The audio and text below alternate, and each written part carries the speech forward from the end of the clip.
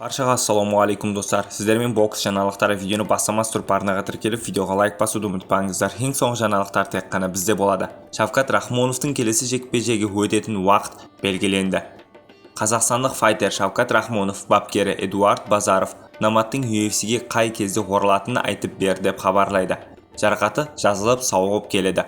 Бастапқы Рахмонов UFC 315 турнирінің басты жекпе-жегінде жартылай орта салмақтағы чемпион америкалық Белал Мухаммадпен кездеседі деп жоспарланған болатын. Алайда Шавкат жарақатына байланысты 8 бұрышқа оралу шегеріп, оның орнына аустралиялық Джек Делла Мадалейні басты.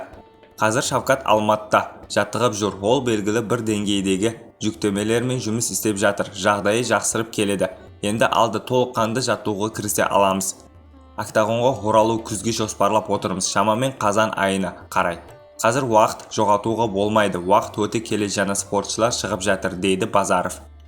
Чемпиондық айқас болжам. Сондай-ақ Эдуард Базаров 11 мамыр күні Канаданың Монреаль қаласында өтетін UFC 315 турнирінің Белал Мухаммад пен Джек Делла Мадалейні арасында өтетін чемпиондық айқасқа қатысты өз болжамын бөлісті.